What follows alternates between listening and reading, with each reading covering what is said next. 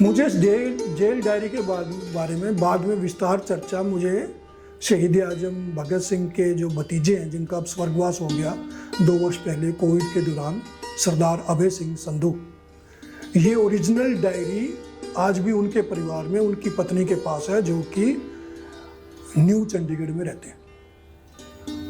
उन्होंने मुझे ये सारी कहानी सुनाई थी जेल डायरी, मुझे पहले नहीं पता था। उसके बाद इसी संदर्भ में आखिर में हम आते हैं, एक और दस्तावेज है, वो है भगत सिंह की जेल नोटबुक, जेल डायरी। इस जेल डायरी की थोड़ी सी मैं यात्रा बता देता हूँ, फिर जेल डायरी के बारे में बात करूंगा। मैंने ये जेल डायरी 1987 में नेशनल आर्काइव्स ऑफ इंडिया में देखी थी। मैं एमफिल कर रहा था उस समय। मेरा एमफिल का जो विषय था वो था historiography on the Indian revolutionary movement. 1986 में मैं रजिस्टर्ड हुआ था। 87 की छुट्टियों में मैं काम करने गया था वहाँ नेशनल आर्काइव्स में, पहली बार मैं लाइफ में मैंने वहाँ देखी थी। और बाद में मैंने जब इसके बारे में मुझे जानकारी मिली कि भगत सिंह के परिवार के कुछ सदस्यों से मुझे मिलने का सौभाग्य मिला, मुझे बाद में ये जानकारी हुई थी कि 1985 में ही ये जेल डायरी की copy national archives of India और नेहरू मेमोरियल में दी गई थी। तो मैं सौभाग्यशाली था, मुझे तो खैर तब ये बात नहीं पता थी। 1987 में मैंने देखी थी और एक्चुअली ओरिजिनल डायरी की वो ओरिजिनल कॉपी बनाई गई थी उस टाइम। ये नेहरू मेमोरियल ने बनाई थी और उसको उस समय लेमिनेशन करवाया था उसने। ये जेल डायरी क्या एक्चुअली, इस जेल डायरी के 404 पेज हैं और जेल डायरी के पहले पेज के ऊपर लिखा हुआ है for S full stop Bhagat Singh, सरदार भगत सिंह होगा। नीचे साइन है जो कि वो बताते हैं जब बातचीत की पता लगा तो वो जेलर के सुप्रिटेंडेंट के साइन है।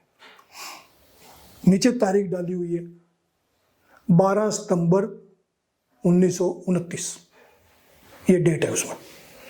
भगत सिंह ने डिमांड की थी, आपको ध्यान होगा हंगर स्ट्राइक हुई थी तो ये हुआ था, ये उसका परिणाम था।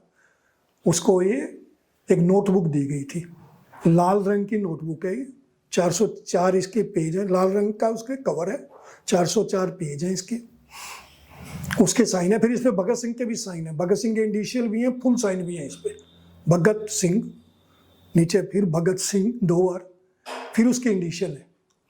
भगत सिंह ने अपने कलम से डेट नहीं डाली इस पे, यानी इस डेट को उसको मिली। तो जेल के नियम ये होते हैं कि जैसे अगर कोई इस तरह से, क्योंकि इनको वो उस नियम के अनुसार चलते रहे, वो क्रांतिकारी उस हिसाब से सरकार मान नहीं रही थी, जाती होती थी, वो भी इनकी बहुत ज़्यादा डिमांड पे ये मिला कागज़। तो उसमें रिकॉर्ड में होता है ये दिया गया नोटबुक, उसमें इतने पेज है। यहाँ पे जो जेलर था ना मिस्टर चोपड़ा, पीएन चोपड़ा, यहाँ से बहुत किताबें लेते रहे हैं। पीएन चोपड़ा ने उससे एक बार सवाल, क्योंकि किताबें जो दी जाती थी ना वो जेलर के माध्यम, सुप्रिटेंडेंट के माध्यम से जाती हैं, तो वो किताबें बहुत मंगवाते थे।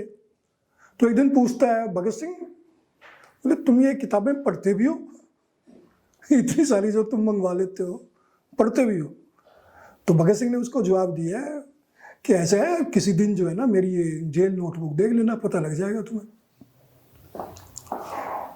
उस जेल नोटबुक के अंदर जो जो किताबें पुस्तकें वो पढ़ते रहे, अब वो वापस वही बात आ गई जब ये आर्टिकल लिखते थे।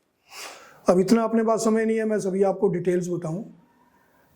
इनमें सभी विषयों की पुस्तकें उसने मंगवाई हैं, राजनीति पे, स्वतंत्रता संग्राम पे, समाजवाद पे, मार्क्सवाद पे, और सोशल जो प्रॉब्लम्स हैं इसमें फैमिली इंस्टीट्यूशन का जिक्र करते हैं, लाइक गांधी। मैं हैरान हुआ था देख के उस समय भी, उसमें मैरिज पे और फैमिली पे, सोशल प्रॉब्लम्स पे, तो नोट साथ साथ में नोट है, अपने हैंड रिटन उसने नोट लिखे हुए हैं। मुझे इस जेल डायरी के बारे में बाद में विस्तार चर्चा मुझे शहीद आजम भगत सिंह के जो भतीजे हैं जिनका अब स्वर्गवास हो गया 2 वर्ष पहले कोविड के दौरान, सरदार अभय सिंह संधू, ये ओरिजिनल डायरी आज भी उनके परिवार में उनकी पत्नी के पास है, जो कि न्यू चंडीगढ़ में रहते हैं। उन्होंने मुझे ये सारी कहानी सुनाई थी, जेल डायरी। मुझे पहले नहीं पता था ये बात। ये जेल डायरी जो है, जेल नोटबुक, ये जेल नोटबुक उनको 1929 में दी गई और फांसी लगने के पश्चात उनकी जो पुस्तकें हैं और जेल नोटबुक ये उनके परिवार को दे दी गई थी, जो कि उनके छोटे भाई सरदार कुलबीर सिंह के पास थी। 2 छोटे भाई थे उनके, सरदार 4 थे वैसे, लेकिन ज़्यादा एक्टिव 2 थे, सरदार कुलबीर सिंह और सरदार कुलतार सिंह। ये लोग इंडिया में आ गए खटखट कला में, फिर इसके बाद ये सहारनपुर चले गए थे। इन दोनों भाइयों के पास है। फिर किसी 1900 एग्जैक्ट डेट उन्होंने बताई थी, मैं शायद मिस कर रहा हूँ कहीं, 1985 है 84 है कुछ ऐसा, उसकी कॉपी ओरिजिनल करवाई गई थी और वो नेशनल आर्काइव्स ऑफ इंडिया और नेहरू मेमोरियल लाइब्रेरी में दी गई थी, वो वहाँ भी है। उसके बाद सरदार कुलतार सिंह जो है, उनसे ये डायरी जो है कुलबीर सिंह, सरदार कुलबीर सिंह के पास आ गई और कुलबीर सिंह का स्वर्गवास हो गया। उनके बाद उनके बेटे के पास है। उनके बेटे ने आज से लगभग 12-13 साल पहले इस डायरी को पब्लिश किया, एडिट भी किया। हिंदी, पहले पंजाबी में किया, हिंदी में और इंग्लिश में है ये, इंग्लिश में भी है ये पेज वाइज। तो इस डायरी से पढ़ने से, नोटबुक को पढ़ने से लगता है कि वो उनका चिंतन, उनका विचारशील, उनकी जो मौलिक जो उनकी विचारधारा थी और राष्ट्र के निर्माण के प्रति जो उनका समर्पण था और किस प्रकार होगा वो, हालांकि ये कोई पुस्तक नहीं है, किसी तरीके से पुस्तक नहीं है कोई, ये नोटबुक है, सिर्फ वो नोट कर लेते हैं। इस पे 2 जगह भगत सिंह के साइन है, एक पहले पेज पे, एक बीच में पेज है। हो सकता है मुझे पेज नंबर ठीक से ध्यान ना आ रहा हो, पेज नंबर 65 है। इसमें जब साथी जो है ना, धीरे धीरे इनको निकाल दिया गया था सेंट्रल रोल से, जब इनको फांसी की सजा होगी तो वो शिफ्ट कर दिए गए थे। बीके दत्त को जुलाई 1930 में वहाँ से शिफ्ट किया गया। तो बीके दत्त के साइन है इसमें, बटुकेश्वर दत्त के साइन है। नीचे भगत सिंह लिखते हैं, autograph of Batukeshwar Dutt. Bhagat Singh sign करते हैं, भगत सिंह डेट डालते हैं, जुलाई 1930 के वो साइन है उसमें, वो उस समय गए हैं। और ये पूरे 404 पेज लिखे हुए नहीं है। मैंने जब नेशनल आर्काइव्स में ये डायरी देखी थी उसमें पेज नंबर नहीं थे, लेकिन अभी जो मेरी जानकारी में मैंने दोबारा भी देखा उसमें पेजिंग है। तो पेजिंग भगत सिंह ने नहीं करी थी अपने हाथ से, ना ही उसके परिवार ने करी है। ये पेजिंग करी है नेशनल आर्काइव्स ऑफ इंडिया ने या नेहरू मेमोरियल लाइब्रेरी ने, उसकी पेजिंग करी है। तो बाद में पेजिंग जब करते हैं तो 404 पेज नहीं निकले, उसमें कम है पेज काफ़ी, लेकिन वो पूरे पेज में वैसे ही भगत सिंह ने लिखा भी नहीं है। वो 200 पेज ही हैं जिसपे उन्होंने, बाकी खाली है डायरियों पीछे, उसमें लिखा हुआ नहीं है। तो मेरी जो मेन बात है कि भगत सिंह के इसमें विचार हमें नजर आते हैं पूरे के पूरे, उसी से पता लगता है कितने बड़े चिंतक हैं, विचारक हैं।